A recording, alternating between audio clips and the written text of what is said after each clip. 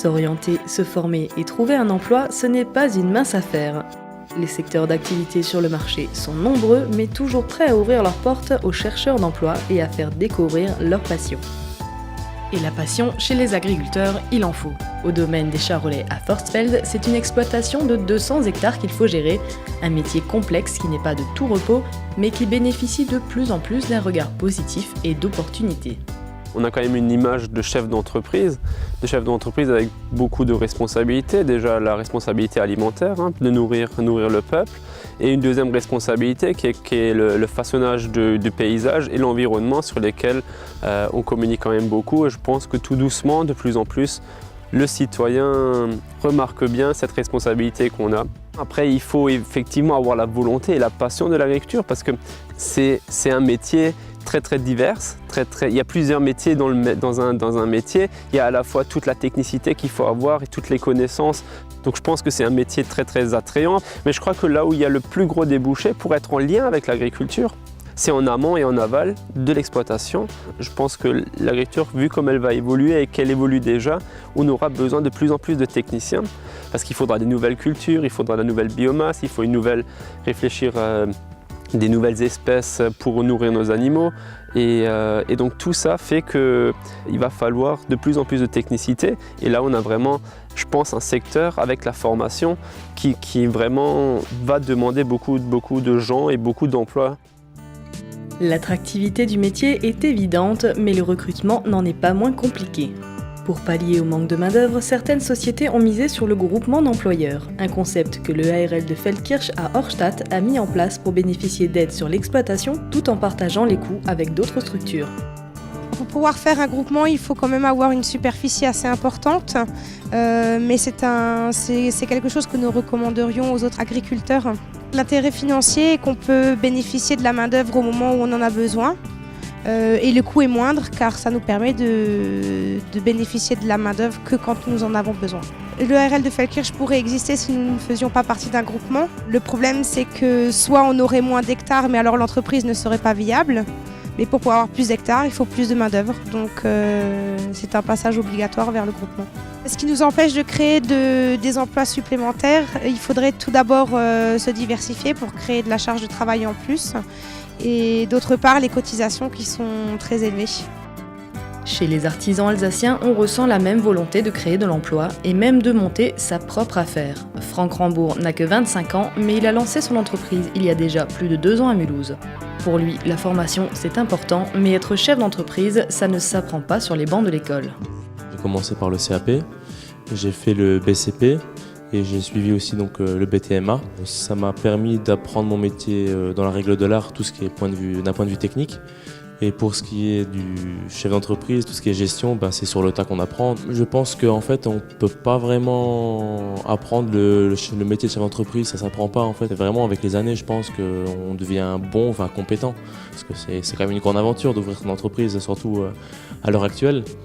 Mais voilà, j'aime bien les défis et puis j'aimerais beaucoup prendre des apprentis.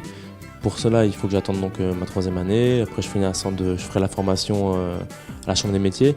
Et j'aimerais beaucoup avoir un apprenti, pouvoir lui apprendre tout ce que je sais. Puis vraiment aussi le laisser faire les choses. Puis s'il est bon, le garder, quoi. Je pense qu'il faut être à l'écoute. Il faut être aussi, je pense, un peu strict, droit, carré. Et puis en général, quand on est droit et carré avec les gens, ils le sont en retour.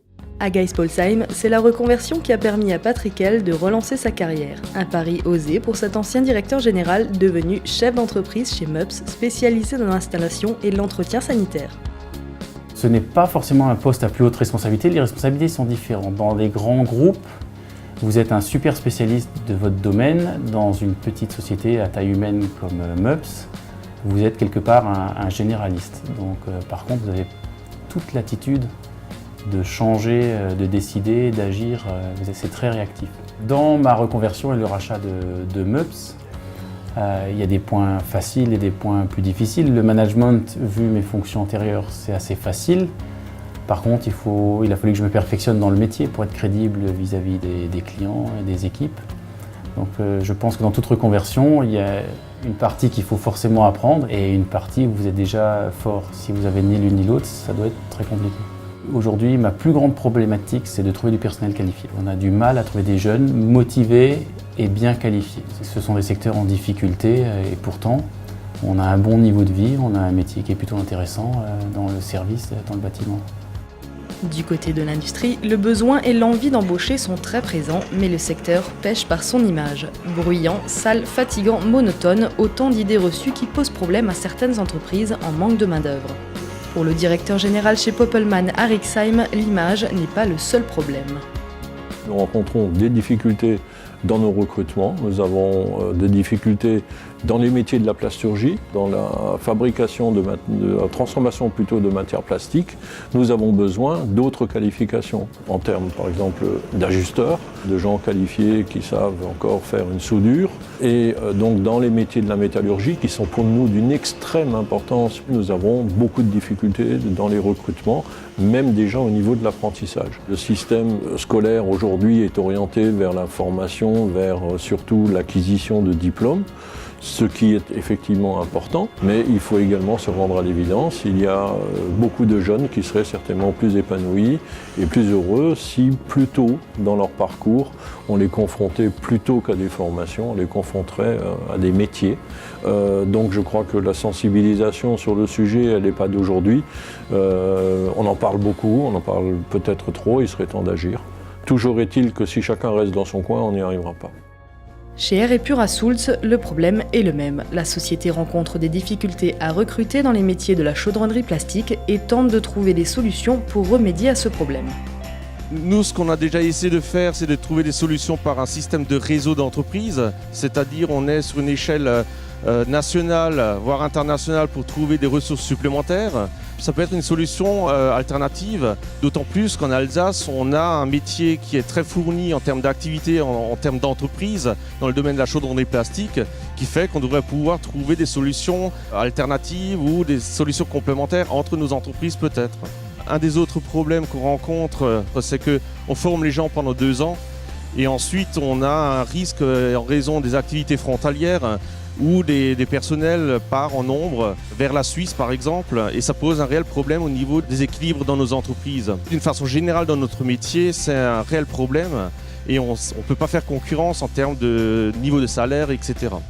Au cœur de chaque société alsacienne, la volonté de créer de l'emploi est bien présente et l'envie de faire bouger les choses se fait sentir. Pour l'encourager, ce sont des idées qui sont à développer, des problèmes à résoudre et un travail collectif à mettre en place.